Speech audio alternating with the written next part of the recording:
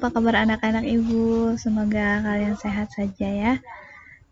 Nah, salam kasih untuk anak didik ibu yang kelas 2. Jumpa lagi dengan ibu di video pembelajaran pada hari ini. Nah, hari ini kita akan belajar tentang materinya adalah beriman berarti berjuang melawan godaan. Beriman berarti melawan godaan. Jadi ada dua hal yang kita pelajari di sini, yaitu beriman, bagaimana orang beriman itu melawan godaan. Anak-anak ibu yang terkasih dalam Kristus, dalam menjalani kehidupan sehari-hari kita menjumpai berbagai godaan. Contohnya, godaan yang sering kita jumpai di dalam kehidupan kita, misal menonton televisi yang acaranya bagus-bagus, kemudian main game sampai lupa waktu, malas belajar, malas bangun pagi, malas membuat PR, malas berdoa, suka menyontek, suka berbohong.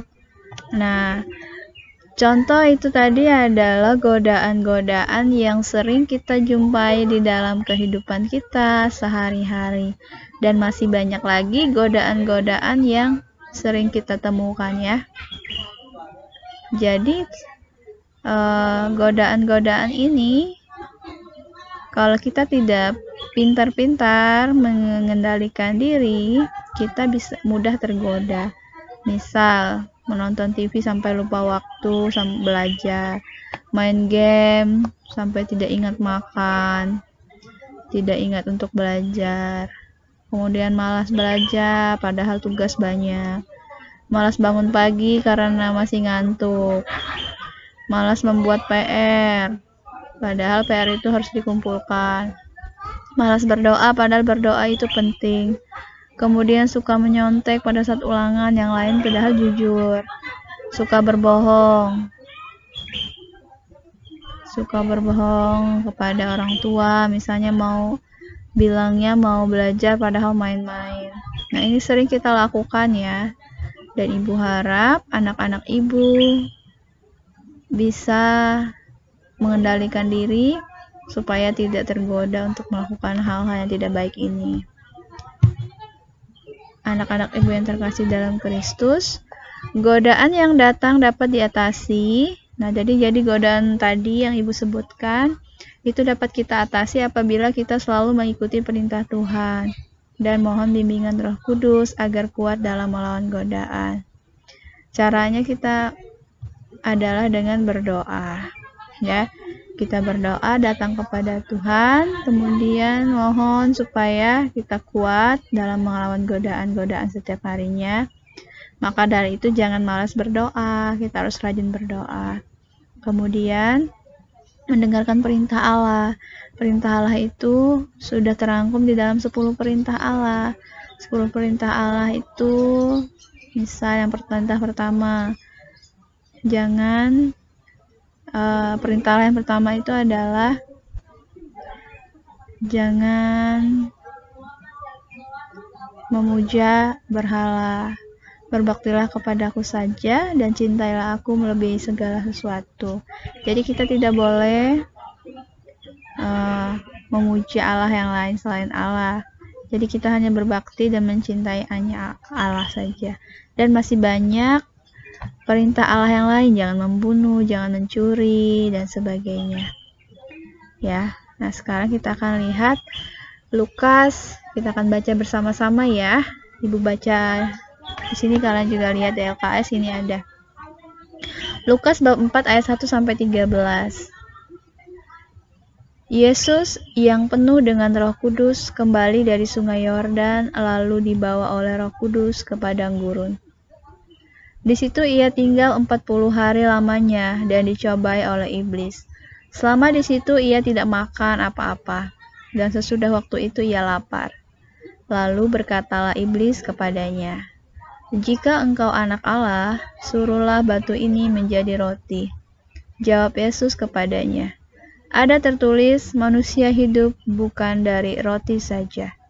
Kemudian ia membawa Yesus ke suatu tempat yang tinggi, dan dalam sekejap mata ia memperlihatkan kepadanya semua kerajaan dunia. Kata iblis kepadanya, segala kuasa itu serta kemuliaannya akan kuberikan kepadamu, sebab semuanya itu telah diserahkan kepadaku, dan aku memberikannya kepada siapa saja yang kuhendaki. Jadi, jikalau engkau menyembah aku, seluruhnya itu akan menjadi milikmu.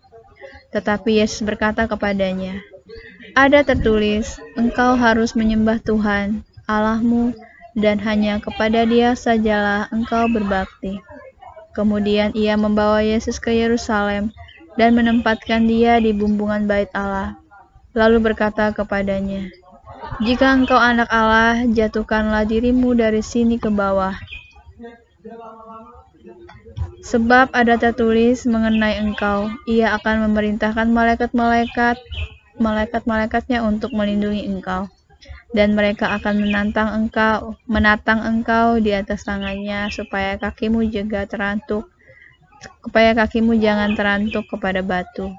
Kemudian Yesus menjawabnya, katanya, ada firman, jangan engkau mencobai Tuhan Allahmu. Sesudah iblis mengakhiri semua percobaan itu, ia mundur daripadanya dan menunggu waktu yang baik.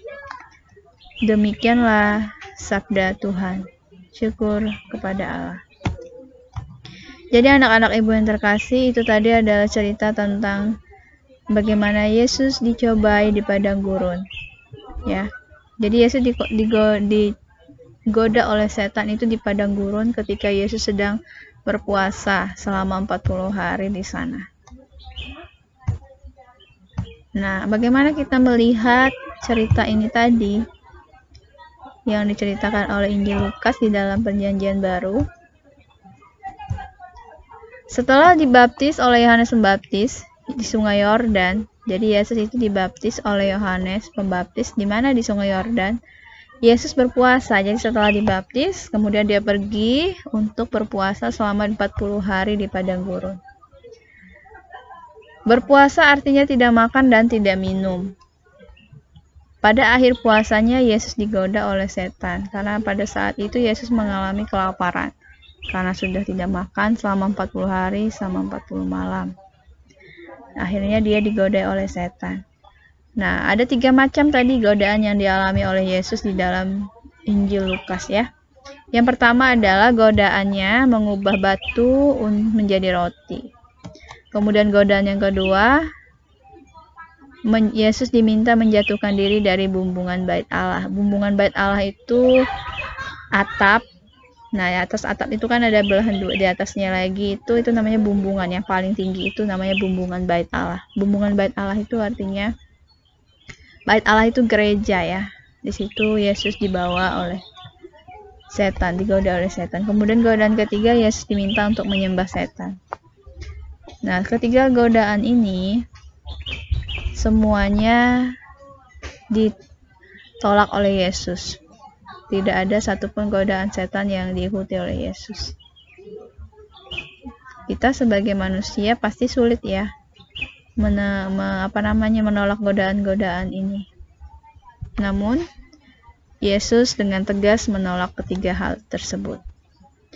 Nah, anak-anak ibu yang terkasih dalam Kristus, semua godaan tersebut ditolak tegas oleh Yesus. Yesus menang terhadap godaan. Nah, dalam menghadapi godaan, Yesus dengan tegas mengatakan tidak.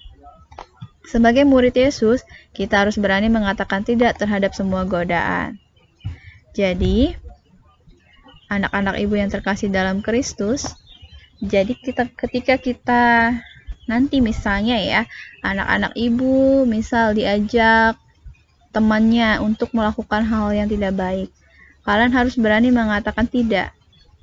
Maaf, saya tidak bisa, gitu ya. Contoh misal kamu diajak temanmu untuk memukul teman yang lain. Kamu harus berani menolak. Mengatakan tidak, itu tidak baik begitu. Atau mungkin diajak temannya untuk mencuri misalnya. Kamu harus bisa mengatakan, maaf, saya tidak bisa. Karena mencuri adalah perbuatan yang tidak baik. Perbuatan yang dilarang oleh Allah. Ya, atau misal diajak temannya menyontek ketika ulangan. Kamu harus berani juga mengatakan tidak. kepada orang yang mengajak kamu, ya. Jadi ketika kita ingin melakukan hal yang tidak baik, kita harus berani mengatakan tidak, supaya kita tidak jatuh ke dalam dosa, supaya kita selamat, ya. Itu. Karena godaan itu di sekitar kita setiap hari selalu ada godaan-godaan itu. Ada di telinga kiri dan telinga kanan. Ada Roh Kudus yang membisikkan kita untuk melakukan hal yang baik, dan ada juga iblis atau roh jahat yang selalu menggoda kita melakukan hal yang tidak baik. Jadi kita harus mohon bantuan Tuhan, harus rajin berdoa supaya kita bisa melawan godaan-godaan itu. Begitu ya. Nah, jadi untuk hari ini materinya cukup sampai di sini. Kalian bisa juga pelajari ini di dalam LKS kamu ya. Nanti silakan dibaca LKS-nya. Nah, sekarang tugas di rumah. Untuk tugas di rumah silakan kerjakan LKS halaman 20 sampai 21 yang terdiri dari Romawi 1 ada 5 soal pilihan ganda, kemudian Romawi 2 ada 5 soal menjodohkan, kemudian Romawi 3 ada 5 soal isian. Nah, jadi tugas ini nanti bisa kalian kerjakan, kemudian silahkan kalian foto hasil jawabannya dan kumpulkan melalui WA Ibu ya. Jadi hari ini cukup sekian dari Ibu. Terima kasih sudah menonton video pembelajaran ini. Selamat belajar di rumah, tetap semangat, tetap sehat, supaya kita bisa selalu memuliakan Allah. Jadi untuk hari ini terima kasih, Tuhan Yesus memberkati. Amin.